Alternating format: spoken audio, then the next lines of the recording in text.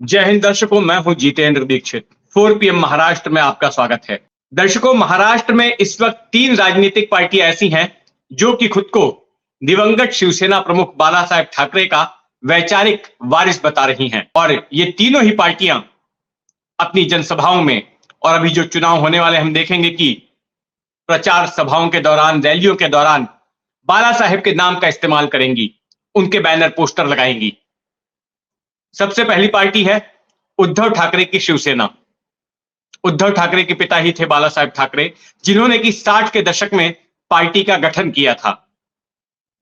और उद्धव ठाकरे आज भी कह रहे हैं कि जिस हिंदुत्ववादी राजनीति को उनके पिता करते थे और शिवसेना की विचारधारा के तौर पर जिस हिंदुत्व को अपनाया था, वे अब भी उस हिंदुत्ववाद से डिगे नहीं हैं।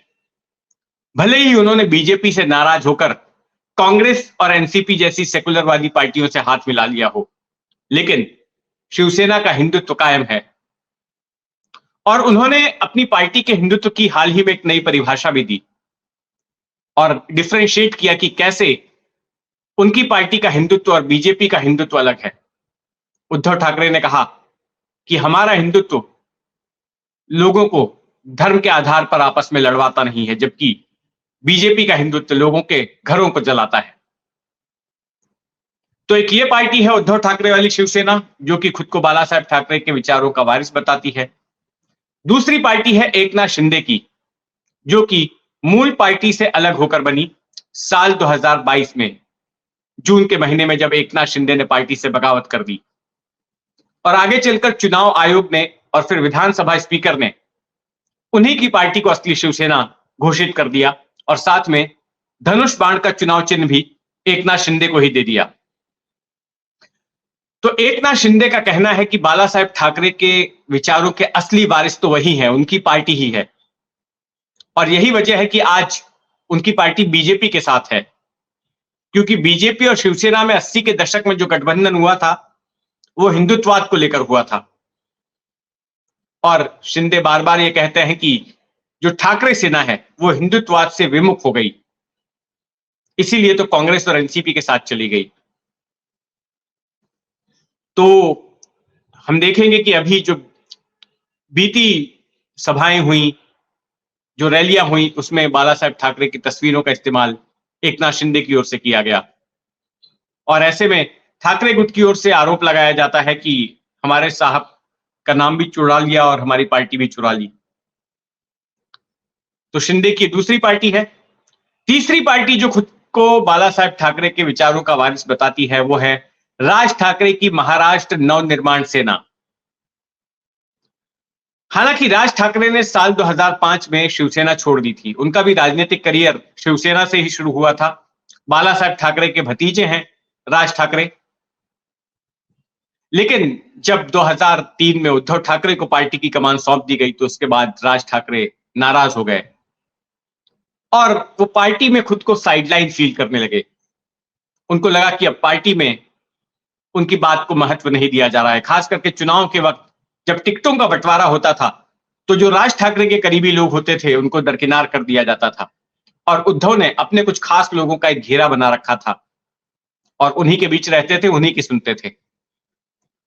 तो इन तमाम कारणों से फिर राज ठाकरे ने अलग जाने का फैसला किया और पार्टी बनाई महाराष्ट्र नवनिर्माण सेना।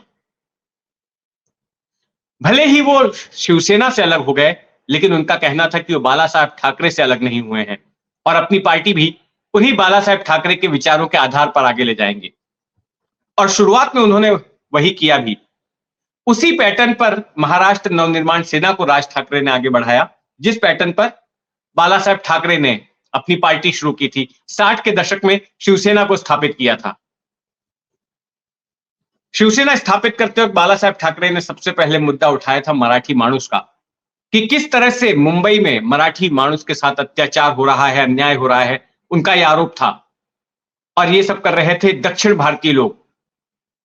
बाला साहेब ठाकरे का कहना था कि जो तमाम व्हाइट कॉलर जॉब्स थे, उन पर दक्षिण भारतीयों ने कब्जा जमा लिया था और फिर उनके खिलाफ शिवसेना ने एक आक्रामक, हिंसक मुहिम चलाई थी। वैसा ही राज ठाकरे ने भी किया। 5-6 में जब पार्टी की स्थापना हुई तो राज ठाकरे ने भी मराठीवाद का मुद्दा उठाया, मराठी माणूस का मुद्दा उठाया।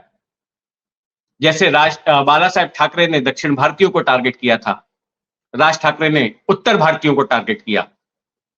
महाराष्ट्र के अलग-अलग इलाकों में उत्तर भारतीय विरोधी दंगे हुए।